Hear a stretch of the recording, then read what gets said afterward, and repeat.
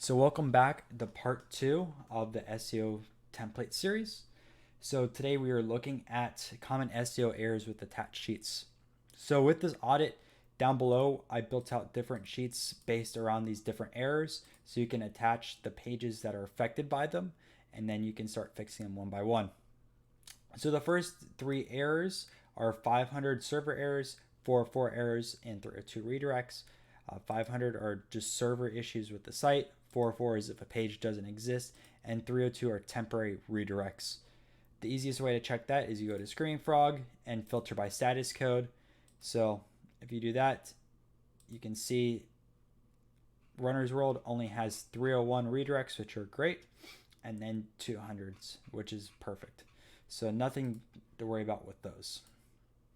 Now for redirect chains, you're going to do that. Go under reports, and then you'll see right under here redirect and canonical chains, and you export that and you add that in there. With orphan pages, you do the same thing. Go under here, under reports, and then there should be orphan pages and get that exported. Insecure content, so you'll see if your website doesn't have the padlock, you're going to have insecure content on one of the pages. So we have that. Pages missing with H1 tag. So the way to check this right here is you go over to the side and then you have the H1 tag. Now obviously some of these are 301, so it's not a big deal, but you can see all the way over here, H1 length is 0. Okay, so those were just the 301s. It looks like a lot of their pages, oh, I didn't filter it, my bad. So I filter by H1 length right here, and it goes up to here. So let's see. Look at that. New York City Marathon does not have an H1 tag, so that is an issue. We'd want to start adding these under here. Where do I have that? Under pages with no H1 tag, link all those there so you can start adding those manually. Another issue is you don't want to have multiple H1 tags. Now Google says it's okay to have multiple H1 tags, but here's why I disagree. They say they will automatically figure out which H1 tag more directly relates to your page. I think, in my opinion, it's personally better to let Google know this is what my H1 tag is rather than let them choose for you. So with that, you want to have one H1 tag per page. Everything else you want to have as H2s, H3s, H4 in that order. So the way you check if a page has multiple H1 tags is you go over here and you can see they have H12. And the way to check that is H12 length. And you can see they have one page that has a second H1 tag. And that's the page on cledding, which I have no idea what that is. So that page needs to be fixed, and that would be added down there. Now, pages with missing H2 tags. H2 tag is your second most important heading tag under H1. So for that reason, I highly recommend you figure out supplementary keywords or sections on a page to add there. Again, just like the H1 tags, the way you can look for that is go under here for H2s. You can do H2 length.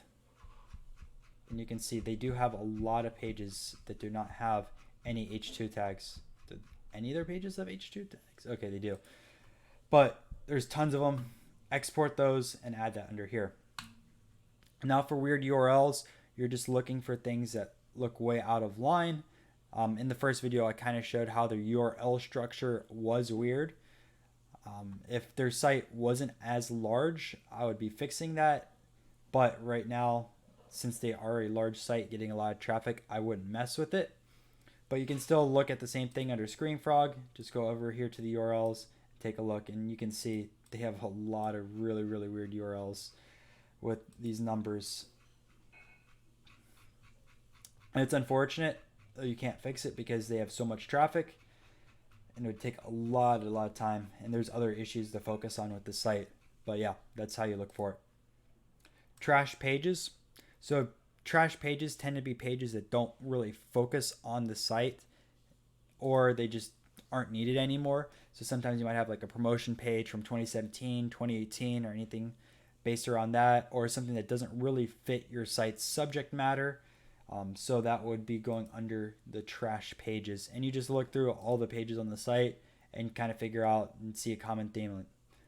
If you see old promotions, if you see an image that's an individual page, stuff like that in general, then they have a lot of trash pages and you want to go through that and delete those pages so Google does not index them.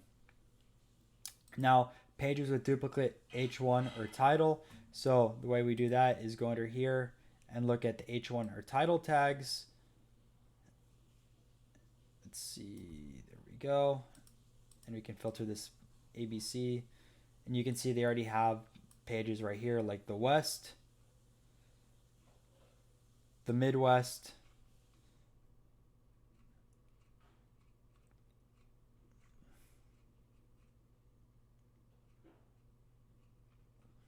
running shoes. I mean, I'm sure they have a lot more, but though it's already issues, they're going to be competing for the same stuff. So you want to make sure that these are sorted out and figure out what the best H1 and title tag is with those.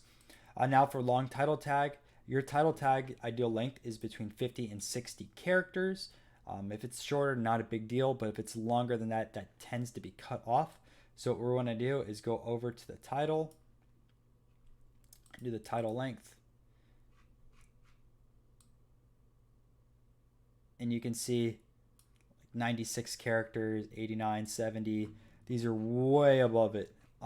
Sometimes I'll even have to change if it's 61, 62 if it cuts off. But yeah, a lot of pages that need to be fixed with that. Same issue with meta descriptions. Go under there and check that out as well. And you can see some of these are going up to 500 and 300, which is way too long. They need to be cut out. And you can see why if you search the URLs, they get cut off and show the 3 dots at the end. It's better to custom write them, or I mean, they might have custom written some of these and just way too long. Then content on pages. So what you want to look for that, personally, I check out the site itself and see if a lot of pages are under 500 or 1,000 words. If we do see that across the site, I highly recommend to build out those pages a lot more because it's been shown that longer content tends to rank for more keywords and ranks higher than shorter content in general. Duplicate content on the website, you'll check out with a tool called SiteLiner. I'm not going to show a tutorial now, but you can load that up and it shows you where the duplicate content is on the site. Plagiarized content on the website, you can check that through Copyscape. It's another site like SiteLiner. Paste in your website there and it'll show where the content is online, whether someone copied your website's content or if your website copied their content, and you can figure out what to go from that situation. Now the last one on this audit template is important content less than 4 clicks away. The way you check that out, you go under here and it is, actually you can also check the word count right here. It's not 100% accurate. I should have said that earlier, but it is there. Anyways, the way to check out if important content is less than 4 clicks away, you go under crawl depth and it'll show you how many pages away this content is. And you can sort that. So it looks like their largest is 2. So everything is perfectly okay with that. Anyways, that is video number 2, common SEO errors with attached sheets. And like I said, down below, they have all your different sheets, which you can upload the information based off of Screening Frog or your personal assessment.